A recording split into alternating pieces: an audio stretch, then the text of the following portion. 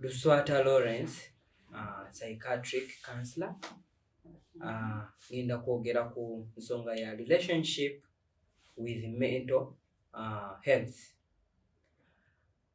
Mental health mu principle yayo mwesingira okukolera with relationship, that if we bwobanga tosobola confiding deep relationship with someone, that means oba oyina ekizibu.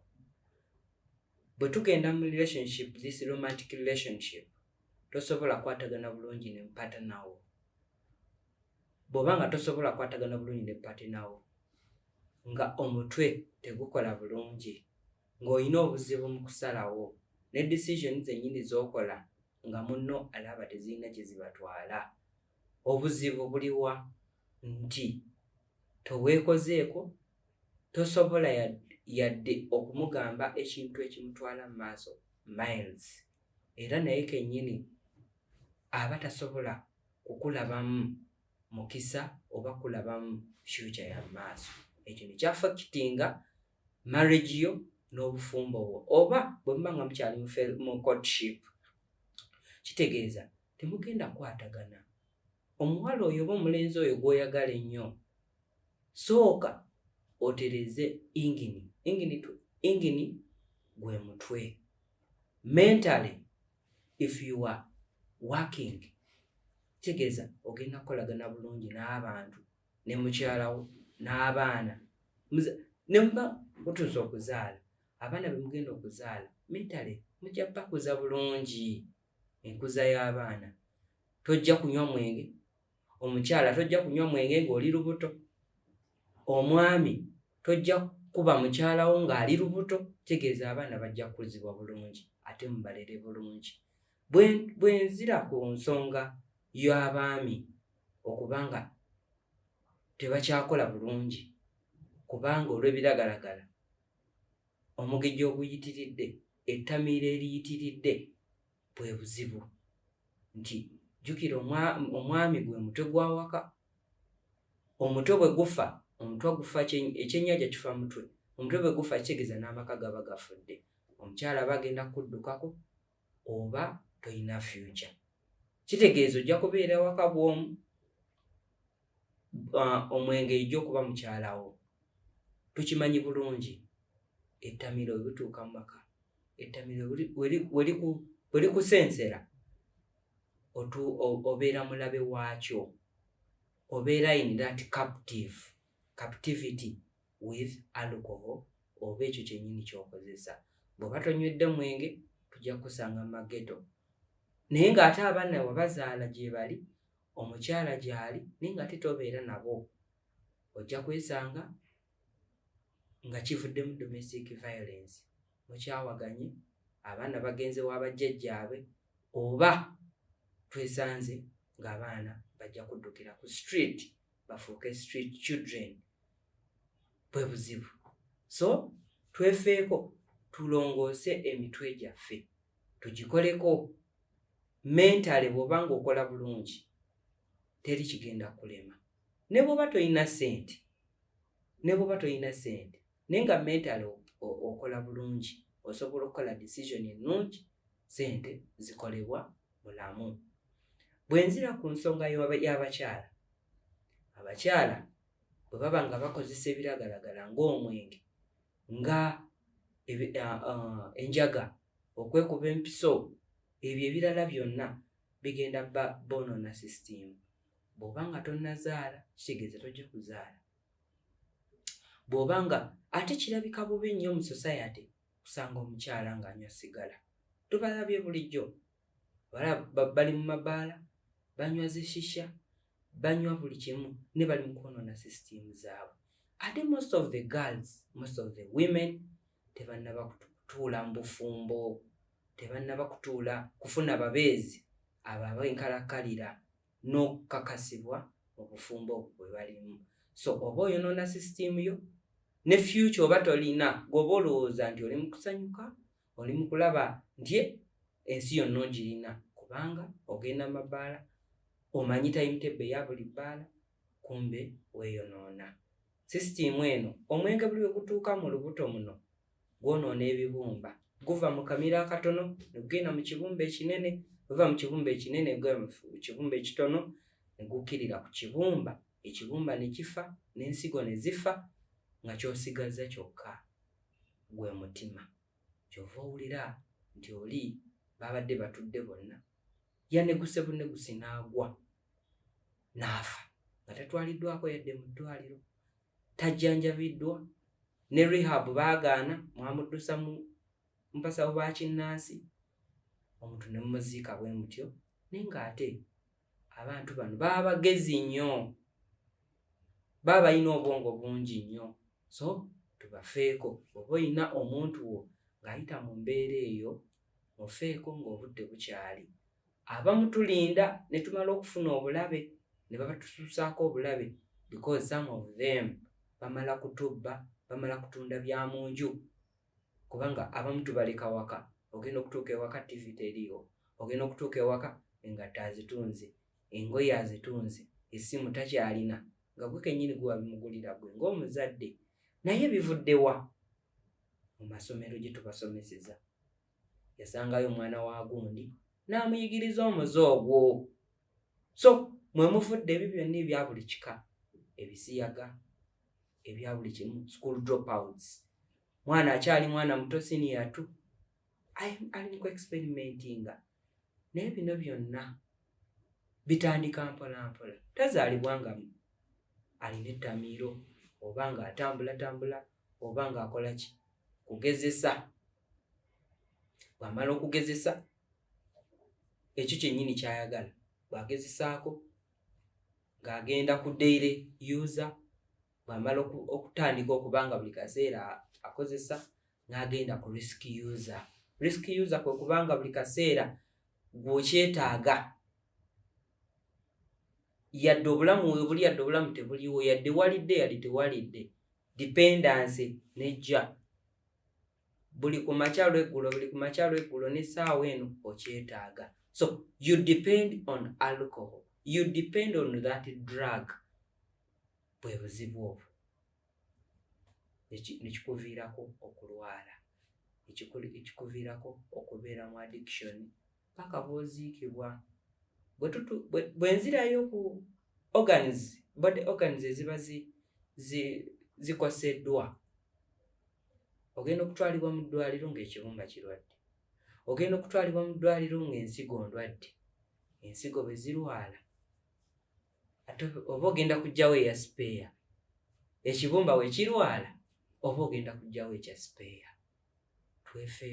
Tufeeko ku bantu baffe.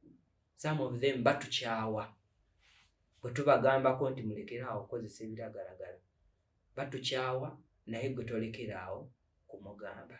Tunoonye ebifo n'abantu abakakasiddwa era abamanyirivu mu kujjanjaba endwadde ey'ettamiiro. Naye amaka nago gafudde nnyo olw'ettamiiro, era amaka gafudde nnyo olw'okubanga abantu beenyigidde nnyo mu kukozesa ebintu ebyo. Kati musawo nga tonneeyanza, waliwo embeera ya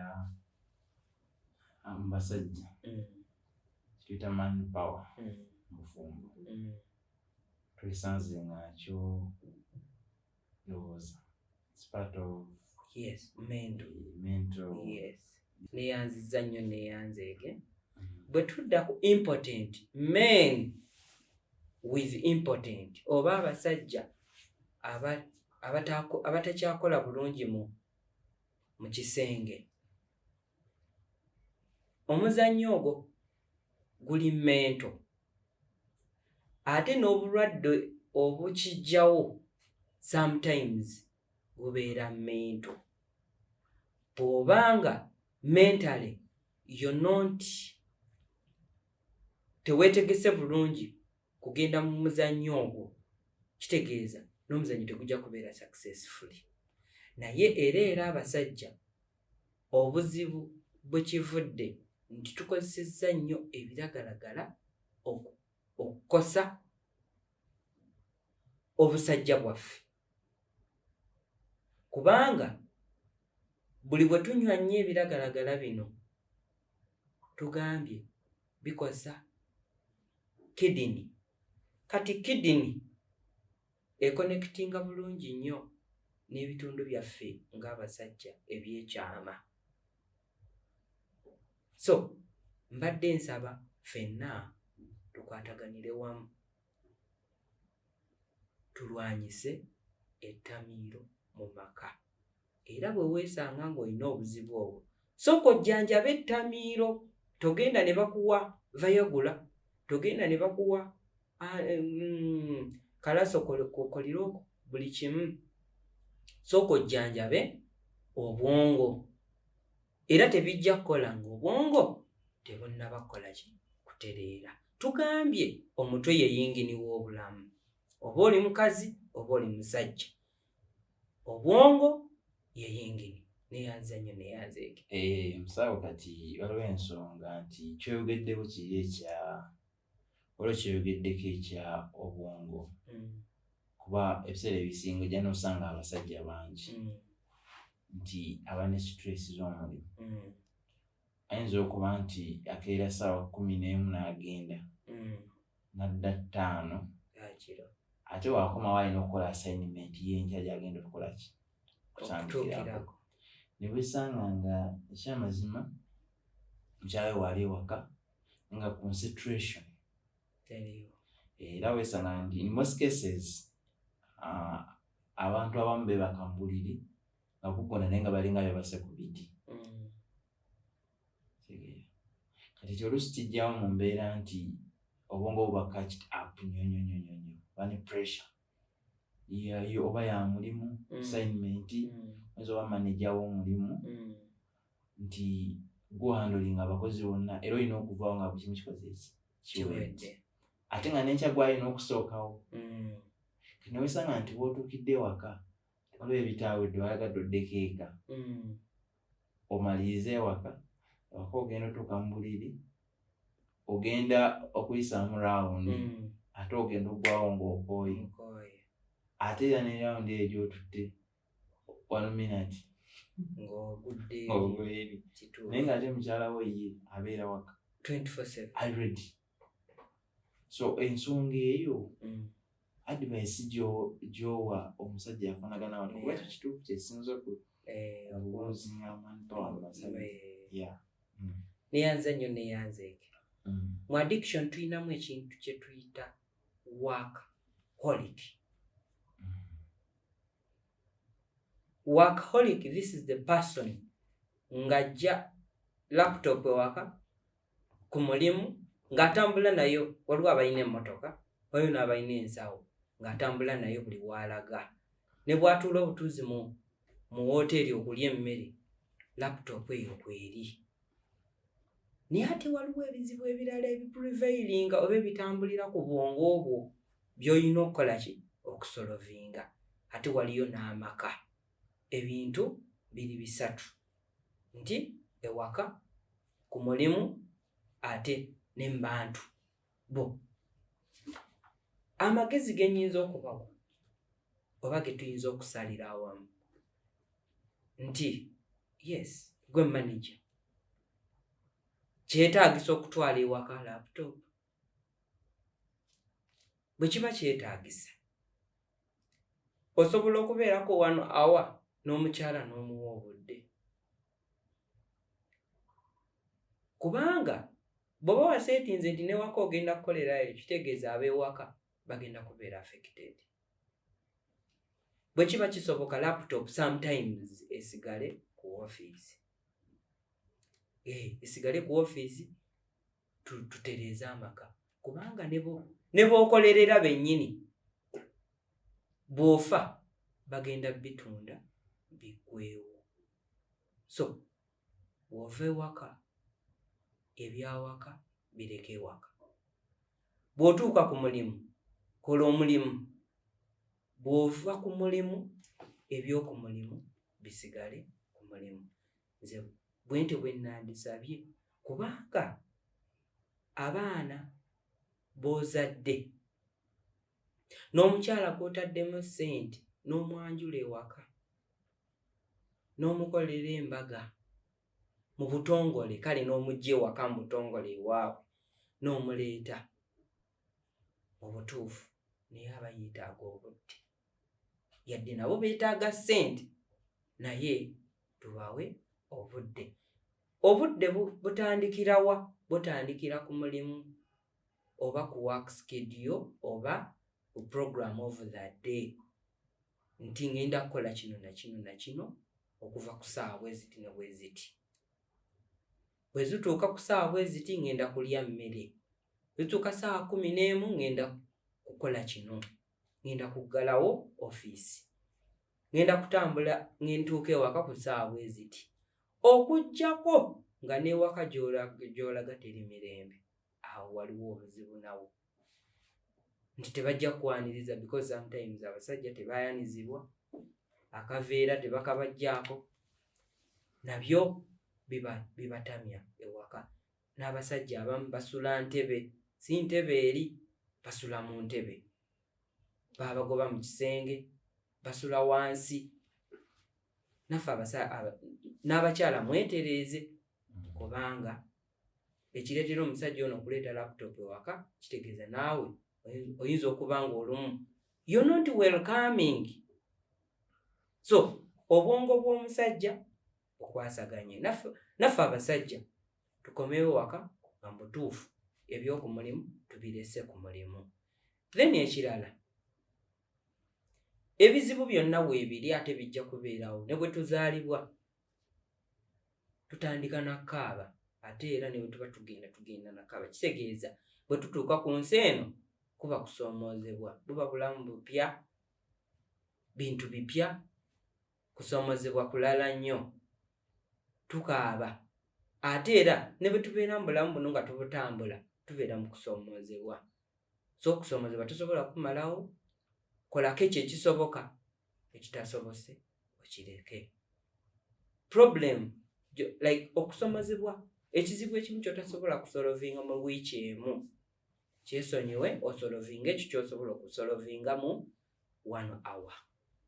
Tulowooze nnyo ku maka gaffe, kubanga bwe tudduka ku mulimu era tugenda kudda waka, tolina walala gy'ogenda kudda.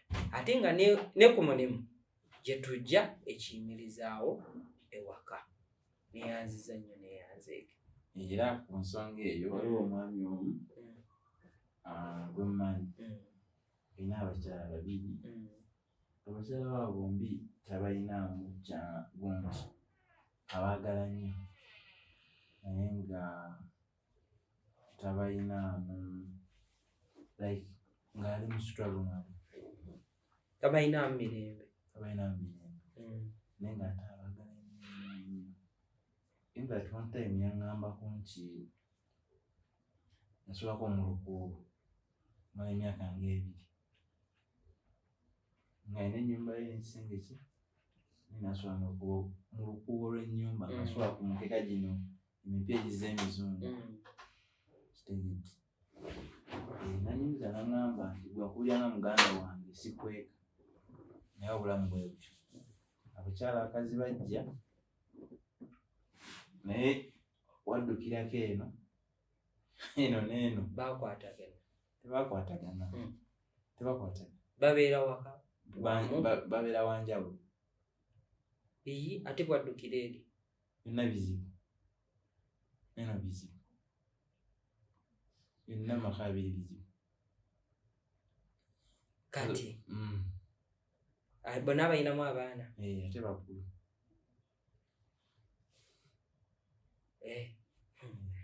Yeetaaga counseling nno. Kati bwe yakubuulira wa kirabo kya mu kusooka wabimanyaako? Naye mbimanyiko gye byatandikira, kuba ndi mu kunoonya engeri gye nkitandika. Kati yaŋŋamba, kyeyasooka okuŋŋamba, yaŋŋamba omukazi owookubiri taba mukwano gwe. The first statement gye yaŋŋamba. Ampadde n'omukazi mu myaka mingi, over 24 years, naye tamufunangamukko mirembe. omukazi agamba nti yamugya mu bwawusigaala yali amweyambisa bweyambisa namufunisa olubuto relationship netandikira awo. Kati awo kitegedde. Awo tontudde mu marriage counseling. Okay. Amaka gonna okutambula walina okubeerawo enkwatagana mu kusookera ddala nga mwena temwerabako nga bwe mwakula, nga totunuulidde nkula ya muntu oba alina six pack oba alina boot oba talina. Iyo gye tuyita courtship mu bulamu bonna, ne bwaba namba 2 ne bwaba namba 1. So communication yeno eba effective. Bw'ebeera effective muba mukwatagana nga temuneetunuulira ngeri ki gye mwakulamu. Abasajja abamu ennaku zino kye tuliko kutunuulira muntu nga bwe wakula, kye kituleetedde obuzibu. N'ekirala, bw'okwata omukyala n'omuteeka ewaka, n'omukyala aba alowooza awangudde naddala nga omuzimbidde, otodde shahadu, omuwadde amahalege, nawe akulaba nti aba akuwangudde. Ne bw'aba nga alina sekisi zonna ez'abaana, alina omulenzi alina omuwala, aba alowooza akuwangudde. Naye ate obufumbo tebukolebwa baana, obufumbo tebuzimbirwa ku baana. Obufumbo buzimbibwa ffe ababiri, omukyala n'omwami. Abaana biba bibala ebiva mu ki? Mu bufumbo. Era abaana kubanga omukyala aba kimuli, ekimuli ekyo olina okifukirira okuva kw'okireese awakaawo paka bwekikola ki? Bwe kikaddiwa. Tekirina kukala wabula kirina kuba nga kifukirirwa buli kaseera. So abaami we have to provide, protect. Then abakyala matu. Abakyala balina kubeera matu.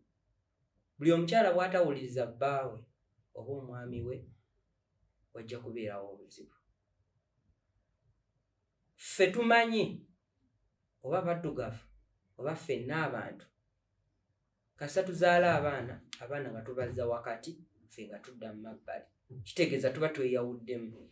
Naye ng'ate abaana balina kubeera ku ddyo waffe. Omu alina kubeera ku ddyo ya musajja n'omulala ku ddyo ya mukazi, naye tetubateeka wakati waffe wewali obuzibu. So bwe tuzaala abaana biba bibala bya bufumbo. Tebiba si kwe tuzimbira amaka. Ffe tuzimba amaka, abaana ne baggumiza obufumbo, kubanga emiti emito gye giggumiza ekibira. Ekibira ekyo be baana naffe.